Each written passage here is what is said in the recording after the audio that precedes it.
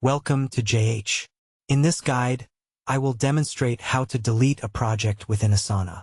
The process is quite simple. Start by scrolling down to the project section in your sidebar. It is important to note that you must open the specific project you wish to remove before you can delete it. Click on the project name to open it.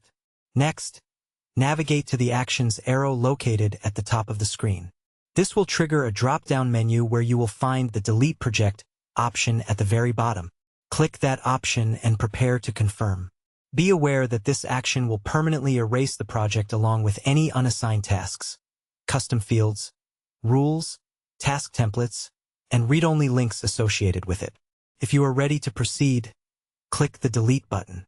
Your project is now successfully removed. Thank you for watching.